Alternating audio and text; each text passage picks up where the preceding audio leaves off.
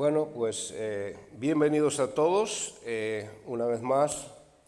Y yo quisiera hoy tocar un tema que nos afecta directamente. Bueno, todos los temas nos afectan directamente.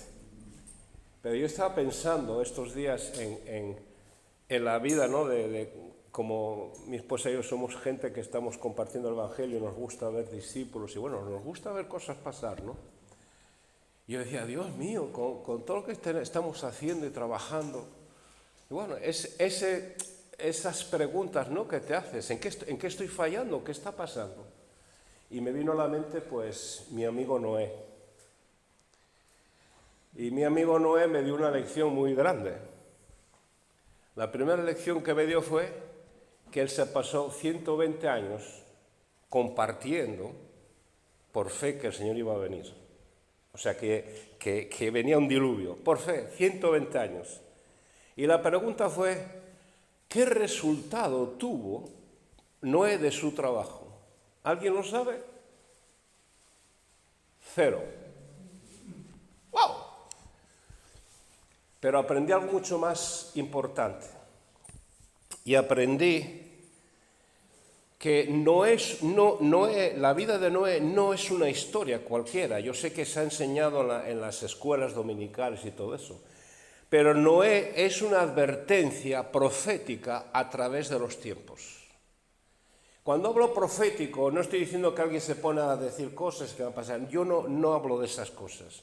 Profético es que Dios anunció que iba a pasar ciertas cosas y pasaron. Y como dice Jesús, que es el verso clave de nuestra enseñanza hoy, como en los días de Noé, así será la venida del Hijo del Hombre. Como en los días de Noé. Han pasado cientos de años y Jesús dice como en los días de Noé.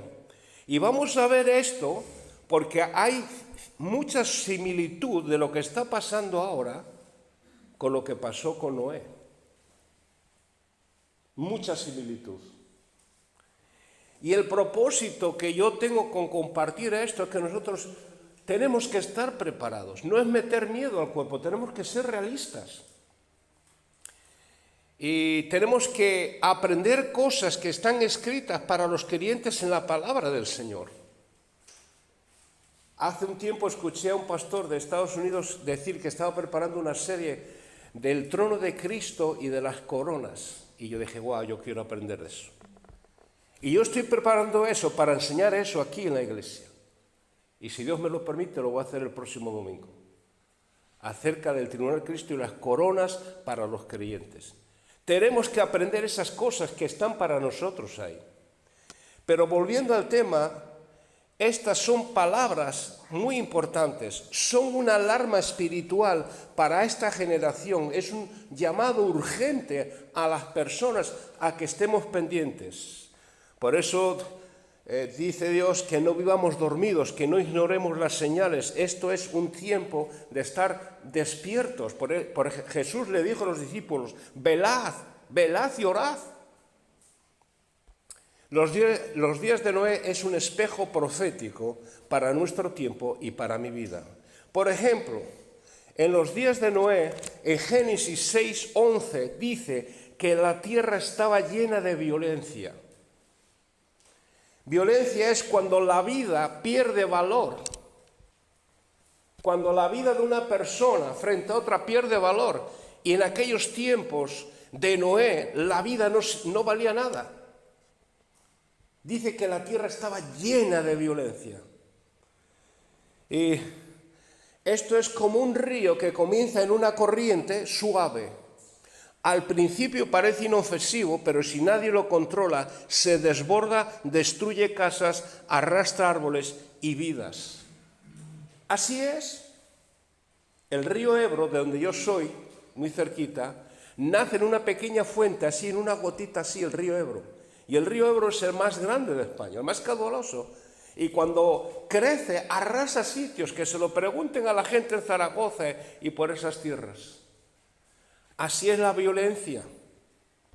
La violencia no solo está en las guerras, La violencia puede estar en una violencia verbal, en mis palabras, cómo yo hablo a una persona. Dice la Proverbios que hay palabras de personas que son como golpes de espada en Proverbios. ¿Sabes lo que dice eso? Que las palabras de algunas son como golpes de espada.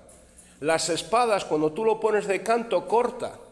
Pero si tú querías hacer mucho daño a una persona, tú le golpeabas planamente con la espalda y le ibas rompiendo las carnes y los huesos y los tuétanos y los nervios por dentro.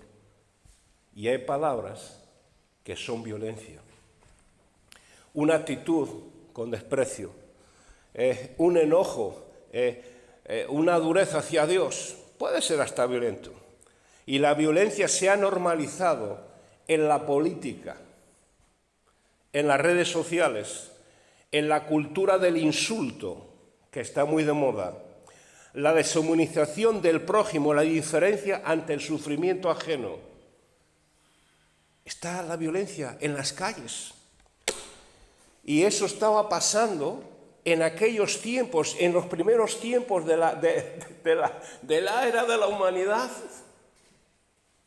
Y Dios dice Génesis que Dios vio eso y que se arrepintió en su corazón de haber hecho al hombre. ¡Wow! ¡Qué fuerte! Lo que pasa es que vio a Noé y Noé halló gracia delante de Dios.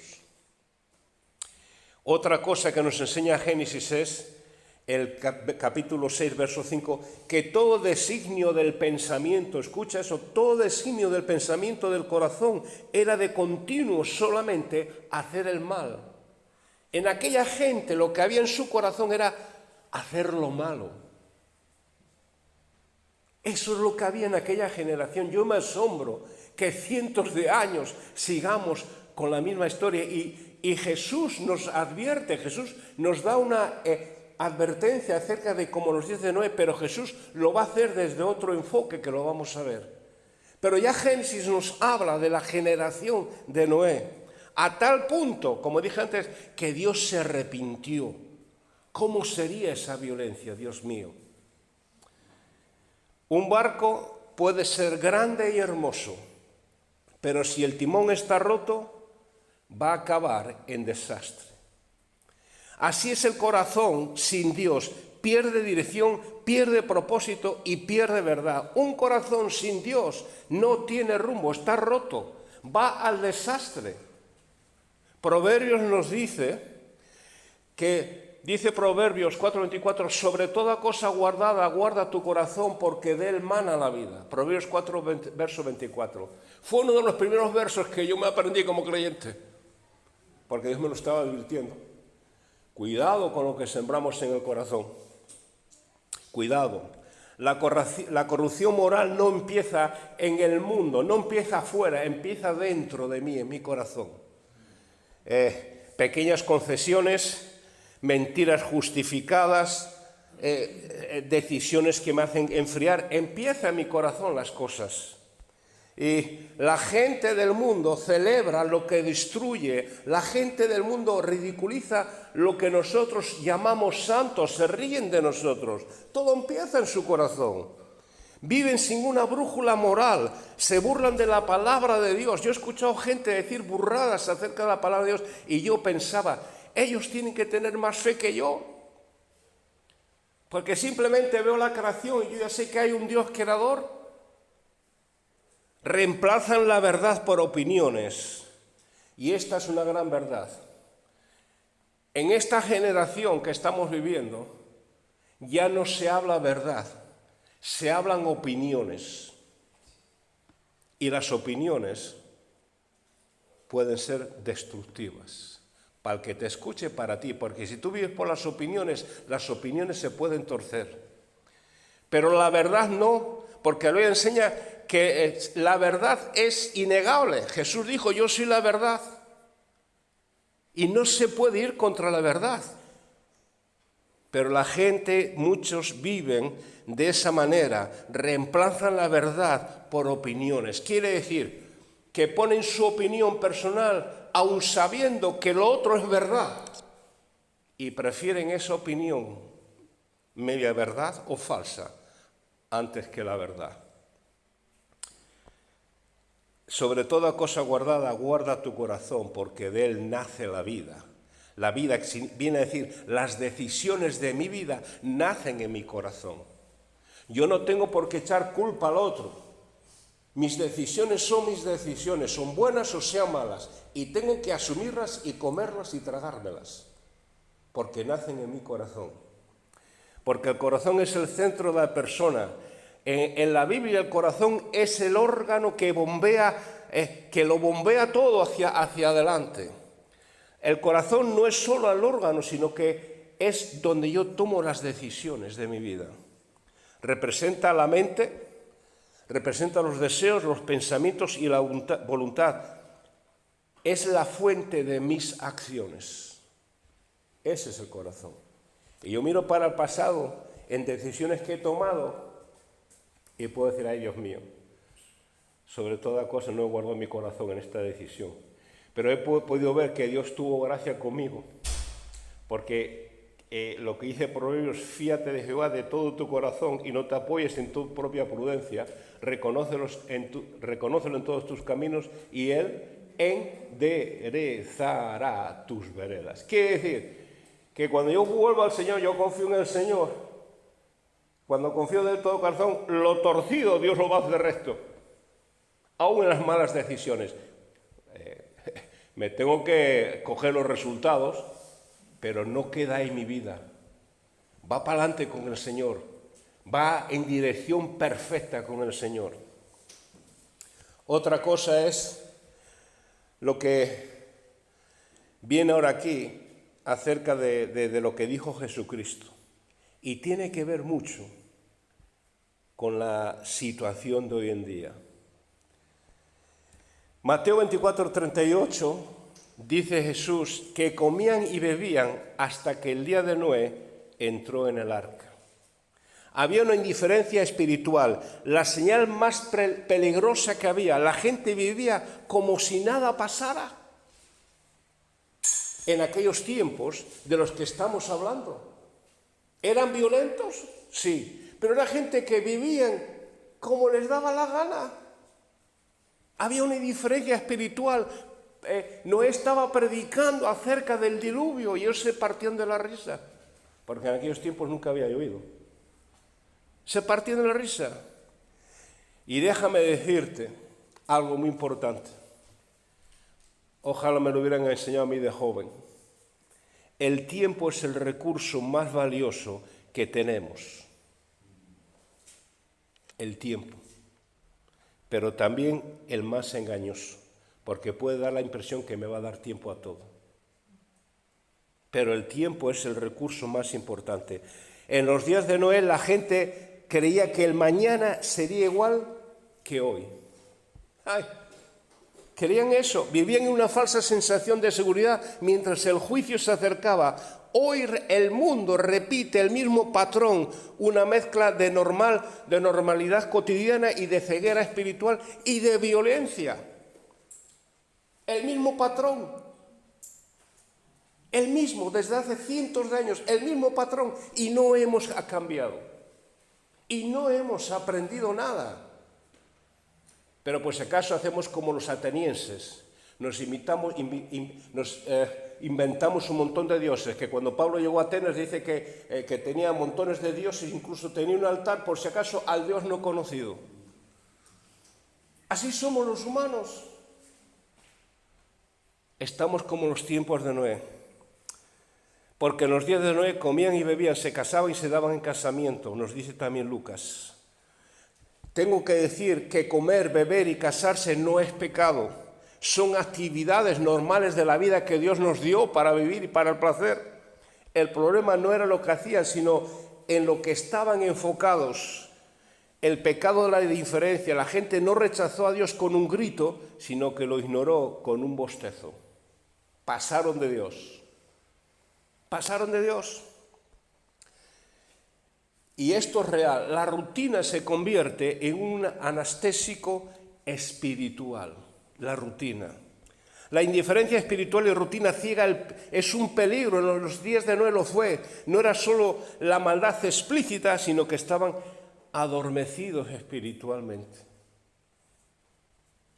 Que los que hemos estado en el mundo de la droga y hemos tomado todo tipo de droga, sabemos eso. Hay unas drogas que nos dejan plano, como la heroína. Nos dejan y todo se... para que uno está volando y no pasa nada alrededor. Pero es así. Estaban medio dormidos. La gente comía, bebía, se casaba y se daban consomé en casamiento. Vivían enfocados en lo cotidiano, sin percibir la urgencia del momento ni las advertencias. Era urgente. En el capítulo 23, un capítulo anterior, Jesús, se le llama el capítulo de los 7 ayes, de los 5 ayes. Porque Jesús se enfrenta con los fariseos y dice, hay fariseos de vosotros por esto y por lo otro, hay fariseos por esto y por lo otro. Y llega un momento al final del capítulo que dice Jesús, os quise juntar como la gallina quiere juntar a sus polluelos debajo de sus alas. Yo siempre leí esa parte, una gallina. Jesús habla de una gallina. Pero como la Biblia no hay nada fuera de sí que no tenga significado, la palabra, lo que estaba Jesús diciendo es la urgencia del momento, se lo estaba diciendo a los judíos. Porque la gallina, cuando hay peligro, cuando hay algo, es urgente para ella proteger a sus polluelos. Y Jesús se estaba comparando con ellos, de que era urgente. Y a continuación habla del capítulo 24, Mateo 24. Y para esta gente era urgente. Jesús advierte que la humanidad está absorta en sus propias ocupaciones, dando la espalda a la realidad espiritual hasta que el juicio llegue de forma repentina. Mateo 24, 39. La indiferencia espiritual es más peligrosa que la persecución. ¿Lo sabías tú eso? ¿Que la indiferencia espiritual es más peligrosa que la persecución? Ahí está Alejandro, que él es representante de Puertas Abiertas, acerca de la persecución de los cristianos alrededor del mundo. Yo me leo las historias de vez en cuando de esta gente que es perseguida por su testimonio por Cristo. Como dijo una persona, no quiero que nos vengan a salvar, quiero que nos manden Biblias o algo así, si no recuerdo mal. Una mujer en África, por ahí. Y la persecución es fuego para la iglesia, es como dicen en Cuba, es candela, la pone en fuego. ¿Por qué? Jesús y los apóstoles enseñaron esto. La persecución puede fortalecer la fe. Muchos creyentes, al ser perseguidos, se acercan más a Dios y permanecen firmes. Jesús dijo, bienaventurados los que padecen persecución por causa de la justicia. Mateo capítulo 10. Los primeros cristianos crecieron en número, en fidelidad, en medio de la persecución. Aquí en España, después de la guerra civil, las iglesias estaban llenas. Aquí, en España. Y hoy juega el Madrid-Barcelona. Ya iré el próximo domingo a la reunión. Pero las iglesias estaban llenas. La indiferencia espiritual endurece el corazón. Es un peligro silencioso porque muchas veces no se reconoce. Por eso Jesucristo dice, velad, hay que estar intensos, hay que tener tensión. Fíjate, un ejemplo claro, Apocalipsis 2, 8, 11. La iglesia de Esmirna sufría persecución, pero Jesús la animó y no la reprendió. Léetelo, Apocalipsis 2, 8, 11. No la reprendió, sino que la animó a la iglesia de Esmirna. Pero la iglesia de la Odisea no sufría persecución, pero era tibia e indiferente. Jesús le dijo, porque no eres frío ni caliente, te vomitaré de mi boca. Por eso la indiferencia puede ser más peligrosa. No siempre produce una reacción inmediata, sino que se va apagando poco a poco la vida espiritual, hasta que la persona deja de responder a la voz de Dios, cuando hay indiferencia espiritual. Poco a poco nos vamos apagando. La persecución puede atacar desde afuera, se ve venir, pero la indiferencia espiritual destruye desde adentro. Y conozco tanta gente creyente a nivel de liderazgo que empezaron así y después sus vidas fueron un desastre. Porque no tomaron las cosas en serio de la advertencia de que hay que cuidarse el corazón, de no ser indiferentes. Por eso Jesús lo advirtió en Mateo 26, velad y orad.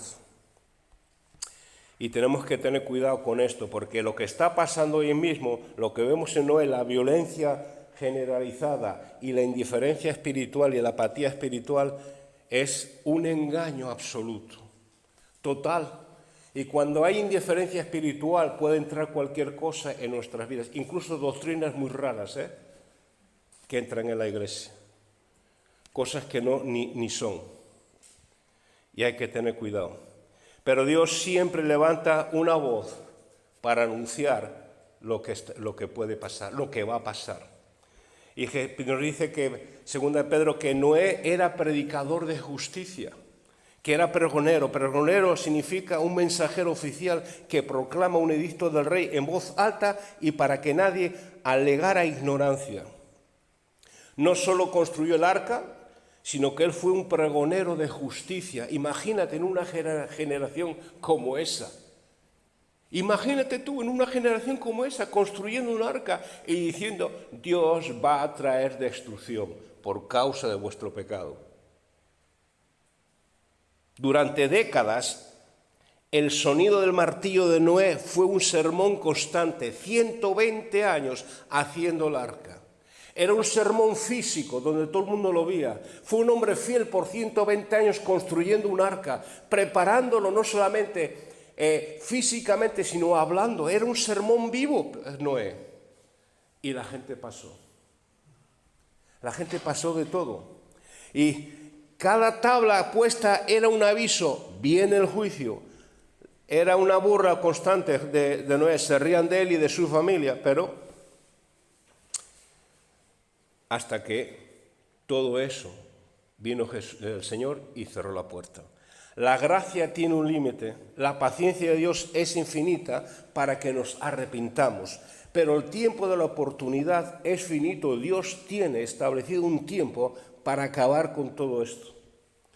Por eso es que es importante, y la Biblia nos enseña que lo que Dios quiere del hombre. 1 Timoteo capítulo 2, verso 3-4 dice, porque esto es bueno y agradable delante de Dios nuestro Salvador, el cual quiere que todos los hombres sean salvos y vengan al conocimiento de la verdad. Dios quiere, Dios está dando tiempo para que la gente venga y se arrepienta.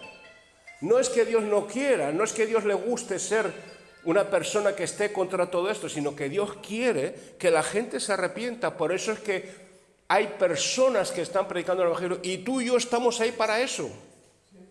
Jesús dijo que nosotros somos luz y sal de la tierra. Y es más, 1 Pedro 2:9 dice, mas vosotros sois linaje escogido, real sacerdocio, nación santa, pueblo adquirido por Dios, para que anunciéis las virtudes de aquel que os llamó de las tinieblas a su luz admirable. Cada oportunidad que tengamos, regalarle un folleto, una Biblia, orar por una persona que tú sepas que está necesitado. A mi esposa le predicaron hace muchos años un misionero cubano-americano en la puerta de su casa y ella aceptó a Cristo. Y yo con él. Hubo una persona que se esforzó por darme el Evangelio. Y gracias a esa persona yo tengo la salvación. Y así ha pasado contigo. Y déjame decirte algo más para ir acabando.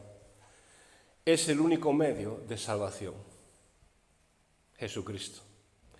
Así como Dios proveyó una sola arca para librar a la humanidad de la destrucción del diluvio, el Nuevo Testamento presenta a Jesús como el único camino de salvación frente al juicio espiritual. En el arca no había barcos alternativos ni segundas opciones. No había nada de eso. Solamente era Jesucristo. Me han mandado un WhatsApp ayer o antes de ayer de un señor en una iglesia, campaña de sanidades y de milagros, que me invitaron a ir. Y como dice mi esposa, parece ser que el Señor solamente actúa en milagros en determinado día y a determinada hora. Yo no creo eso, porque no están anunciando a Jesucristo que murió por mis pecados, derramó su sangre y me perdonó. No hay otra alternativa, es Jesús. El arca no tenía otro barco, Jesús no tiene otra segunda opción, no hay otro Salvador. Solo quienes estaban dentro del arca sobrevivieron, solamente ellos. Y Hechos 4:12 nos refuerza la idea de que Jesucristo es el único Salvador, porque dice que ningún otro nombre hay bajo el cielo dado a los hombres en las que puedan ser salvos. Jesucristo. No hay otro arca, no hay una religión, no hay una iglesia, no hay ningún pastor, ni apóstol, ni nada, es Jesucristo, el único que salva. Y Génesis 6:16 nos dice que el arca tenía una sola puerta. Una sola puerta. Jesús dijo, yo soy la puerta. El que por mí entrara será salvo. Ese Jesús. Y Dios mantuvo la puerta abierta durante la predicación de Noé. 120 años predicando un sermón bíblico, físico, donde la gente veía a Noé hacer el arca y predicar acerca de la justicia de Dios. Imagínate, si Noé no estuviera convencido de que Dios dijo, hazte un arca porque voy a mandar un diluvio, voy a destruir la tierra. Si Noé no estuviera convencido, si Noé no tuviese esa convicción de fe, él, yo creo que antes de un año lo hubiera dejado. Antes de un año. Yo creo que yo personalmente no llegaba ni a 2 días. Pero él se pasó 120 años. Madera tras madera, madera tras madera, madera tras madera. Va a venir el juicio. Jesús dijo, como en los tiempos de Noé, así será la venida del Hijo del Hombre. Aquí todo el mundo pasa, va a su rollo, va a su vida, hasta que, de la misma manera que Dios cerró en la puerta del arca, Dios dirá, hasta aquí. Y está dicho, y está hablado, y la gente sigue a su bola. Dice 2 Pedro 3:9, el Señor no retarda su promesa, según algunos la tienen por tardanza, sino que es paciente para con nosotros, no queriendo que ninguno perezca, sino que todos procedan al arrepentimiento.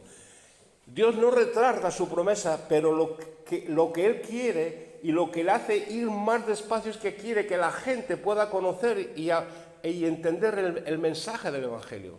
¿De quién es Jesucristo? Hay un límite de tiempo. Así que tenemos que ver esto. Y para cerrar, quiero decirte acerca de la situación y cómo aplicar todo esto a mi vida.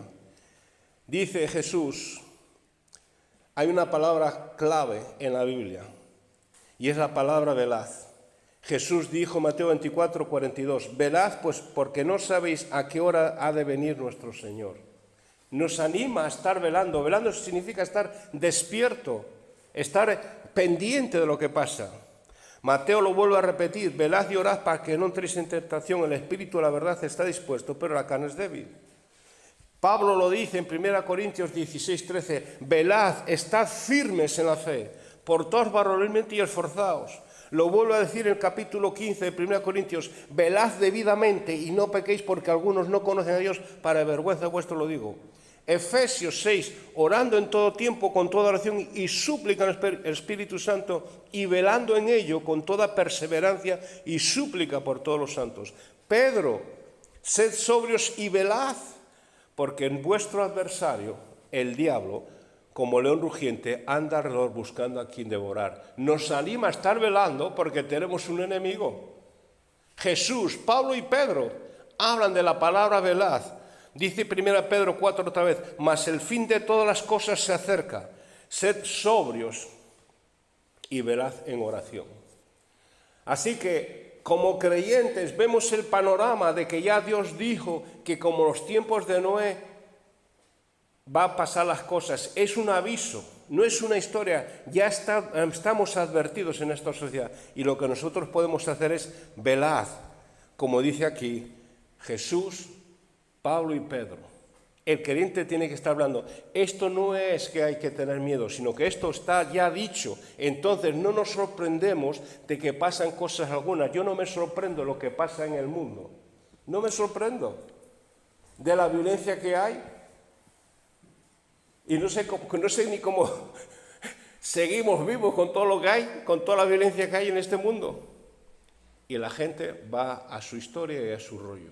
Y nosotros, hermanos, como creyentes que somos, nosotros tenemos que estar velando y orando en el Señor para que el Señor tenga que hacer lo que tenga que hacer en nuestras vidas. Estar despiertos, saber que lo que está pasando, la violencia, la indiferencia, todo eso está ya predicho, ya está dicho por el Señor Jesús. No nos podemos sorprender de las cosas. Lo único que tenemos que hacer es velar. Amén. Amén.